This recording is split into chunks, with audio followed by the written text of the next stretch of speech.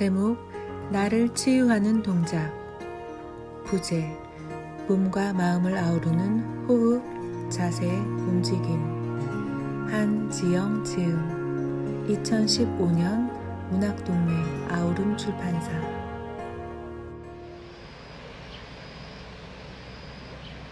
소제목 아플 자격. 우리는 충분히 아플 자격이 있다.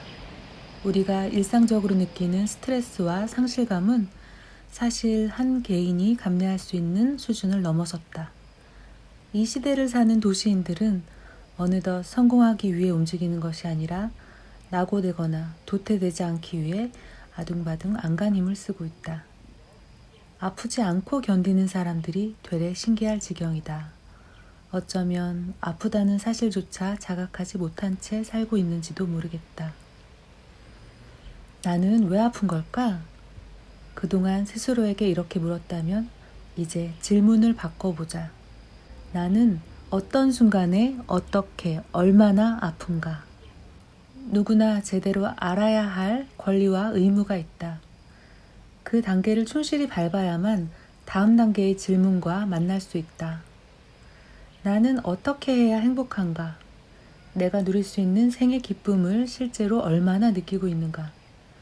현실의 행불행을 매게 하는 것은 다름 아닌 우리의 몸이다. 몸의 영역에는 거짓이 없다. 행복해 보여야 한다는 강박도, 행복하다는 가짜 믿음도 들어설 자리가 없다. 현대의 긍정심리학은 이제 긍정적 정서와 부정적 정서 사이의 균형이 중요함을 이야기하기 시작했으며 전 세계적으로 행복과 같이 긍정적인 정서 그 자체가 가지는 효익에 대한 논문들이 쏟아지고 있다. 여기서의 행복은 파티 같은 이례적인 이벤트가 아니라 일상 속의 호흡 같은 것이다. 우리가 태어난 이유를 찾아가는 여정에서 이미 가지고 있는 자원들과 가능성의 씨앗에 충분히 빛을 쪼이고 관심을 기울일 때 우리는 비로소 행복하다. 그런데 행복이 단지 전시용이나 자기 위안용이 되지 않으려면 머리가 아닌 온 몸을 통해 마음으로 생생하게 경험해야 한다. 이제 이 책을 통해 우리의 몸을 깨우고 몸으로 회귀하는 짧은 여행을 떠나보자.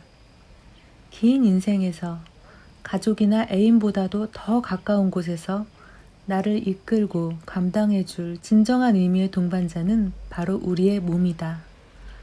그렇기에 아무리 삶이 각박하고 정신없이 바쁘다 해도 몸으로 떠나는 여행은 그 어떤 일보다도 시급하고 중요하다. 더불어 자신의 생과 존재의 진면목을 목격하고 그 감동을 남김없이 느끼고 싶다면 당장 몸으로 떠나는 여행을 시작해보자. 소제목 나와 몸. 이 책에서는 의도적으로 나와 내 몸을 분리해서 지칭하려고 한다. 그래서 내가 몸을 돌보지 않았다거나 내가 몸의 신호를 무시했다거나 몸이 나를 위해 어떤 고급 정보를 제공했다거나 하는 표현이 빈번하게 등장할 것이다. 물론 나와 내 몸은 하나다. 여기서 나와 몸의 분리는 실제 몸으로부터의 기계적인 분리를 의미하는 것은 아니다. 몸을 둘러싼 사건들을 해설하고 몸과의 재연결 및 화해를 시도하기 위한 필요한 단계이자 수단이다. 우리는 아주 오랫동안 몸을 외면하고 소외시켰으며 때로는 당연하다는 듯이 혹사시켰다. 몸이 나의 것이고 나에게 속해 있다고 믿어서 배려하고 이해하는 데에는 소홀했다. 그러니 이제는 내가 아끼는 그 누군가를 바라보듯 내 몸을 한번 바라보자. 거리를 두고 나의 몸, 몸의 욕구, 몸의 발화를 아름다운 시선으로 공들여 바라보자. 그리고 응당 바쳤어야 할 감사의 인사를 내 몸에 보내자. 우리는 스스로 몸을 돌보는 법을 익혀야 한다. 마치 타인을 보듯 몸을 자신으로부터 잠시나마 떼어놓고 바라보는 연습이 필요하다. 그 과정이 제대로 이루어져야만 자기 자신에 대한 성찰과 명상을 할 수 있고 엉망진창으로 엉켜있는 자신으로부터 벗어나 진정한 자아와 통합을 이루는 일도 비로소 가능해진다. 소제목. 몸은 당신보다 더 많은 것을 기억한다. 세상에 태어나기 전 일들을 기억할 수 있을까? 양수 안을 떠다닐 때 들었던 바깥 세상의 소리, 엄마의 호흡과 심장 박동 리듬. 우리는 분명하게 대답할 수 없다. 하지만 우리 몸은 당연하게도 이 모든 것을 고스란히 기억하고 있다. 거대한 신경세포망으로 이루어진 우리의 몸은 순간순간의 생생한 자극을 받아들여 세포와 신경 등에 저장해 둔다. 첫 걸음마의 순간, 갸우뚱 흔들렸다가 이내 다시 찾은 균형감. 미끄럼틀을 내려오며 맞았던 시원한 바람의 촉감. 달려드는 차를 보고 엄마가 보였던 표정과 반응. 거기에 동기화된 공포. 사랑으로 온몸을 채우며 느꼈던 행복함과 따뜻함.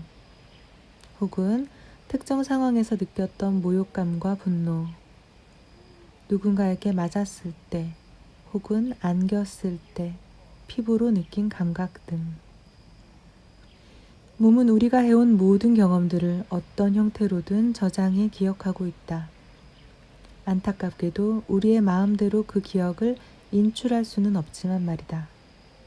현재의 나는 몸 기억으로 이루어진 결정체다. 자세, 체형, 호흡의 방식과 리듬, 걷거나 뛰는 방법, 화를 내거나 웃을 때의 표정, 놀랐을 때의 반응, 휴식을 취할 때 특정 장소의 선호 등은 모두 몸이 저장하고 있는 경험의 소산이다. 몸 기억은 근육과 장기, 관절, 신경 등에 새겨져 있다가 습관의 형태로 나타나고 위급한 상황이나 외부 자극에 맞닥뜨렸을 때 몸의 주인을 보호하기 위해 급하게 소환되기도 한다. 마치 의식이 거대한 무의식의 일부에 불과한 것처럼 몸도 우리의 생각보다 훨씬 더 큰 기억의 창고를 가지고 있다. 무의식이 그 깊이를 알 수 없듯 몸 또한 끝없는 지혜의 원천일지 모른다. 몸이 알고 있는 비밀. 그렇다면 우리 몸이 쌓은 정보와 지혜는 무엇일까? 몸은 건강을 유지하기 위한 정보를 바탕으로 우리에게 끊임없이 신호를 보낸다. 컨디션이 좋지 않을 때는 회복을 위해 증상을 나타내고 건강에 위험이 되는 요소를 발견하면 적신호를 보내기도 한다. 몸의 부조화를 다스려 평형을 되찾는 방법, 최적의 호흡이나 이완, 휴식을 통해 스스로 면역력을 높이는 방법도 알고 있다. 또 몸은 상황에 따라 스스로 통제하거나 움직인다. 업무 능력을 높이고 자신의 재능과 자원을 적재적소에 쓰도록 집중하고 위험 인물이나 위험 상황이 다가오면 긴장한다. 몸은 인간의 의식을 더욱 고양하는 방법도 알고 있다. 상대에게 진심을 전할 때 표정과 자세는 어떠해야 하는지, 호의를 전할 때 호흡과 척추의 모양은 어떠해야 하는지, 슬픔과 우울을 어르고 달래려면 어떻게 해야 하는지 우리의 몸은 이미 알고 있다. 이뿐일까? 몸은 언제나 주인에게 선물을 건넬 준비가 되어 있다. 특별한 추억이나 감동적인 사건도 우리는 몸을 통해서만 겪을 수 있다. 몸으로 직접 겪지 않았다면 그 일은 실제로 일어나지 않은 것이나 마찬가지다. 인생의 기쁨이 불꽃처럼 터질 때 몸 안에서도 그에 상응하는 기쁨의 세리머니가 세포 차원에서 일어나는 것이다. 그러나 우리는 몸의 선물을 받을 준비가 되어 있을까? 그 선물을 받을 의향이 있는 걸까? 소제목, 몸으로 돌아가자. 어떻게 몸이 머리보다 더 많은 것을 기억하는 것일까? 그것은 우리 몸 전체가 신경망으로 이루어진 하나의 커다란 수신기이기 때문이다. 오감뿐 아니라 근감각, 내장신경까지도 모두 외부의 자극과 내부의 변화들을 24시간 받아들이고 있다. 게다가 몸은 언어나 논리로는 설명할 수도 저장할 수도 없는 뉘앙스나 이미지도 담아둘 수 있다. 정보를 좀 더 원본에 가까운 형태로 저장하는 셈이다. 의식이 미처 파악하지 못하고 뇌에 전달하지 못한 정보도 몸은 기억한다. 누구나 이런 일을 한 번쯤 겪어봤을 것이다. 직장에서 어떤 사람을 믿을 만한 적임자라고 판단했지만 일을 추진하는 내내 어딘지 모르게 찜찜하고 계속 진행할 마음이 나지 않는다. 이런 경우 우리 몸이 부정적이고 불길한 신호들을 감지하고 기억해서 주인에게 알리는 것일지 모른다. 꺼림칙한 기분이 들게 하거나 일 처리를 굼뜨게 만들면서 위험 신호를 보내는 것이다.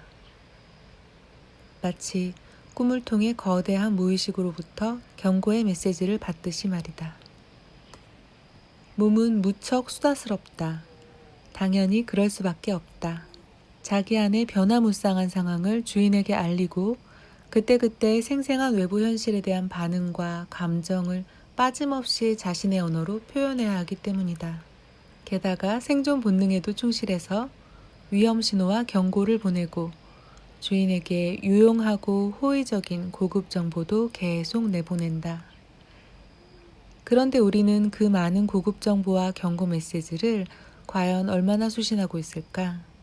바깥 세상의 뉴스를 따라잡으려 귀 기울이고 다른 사람들의 시선에 신경 쓰는 사이 자신도 모르게 몸과 멀어져 몸이 보내는 신호의 대부분을 그 존재조차 모른 채 흘려보내고 있는 건 아닐까? 이제 몸으로 돌아가자. 우리가 하나의 생명으로 생생하게 존재함을 느낄 수 있는 곳으로 돌아가자. 내 몸은 나의 현실이자 헌신적인 조력자이다.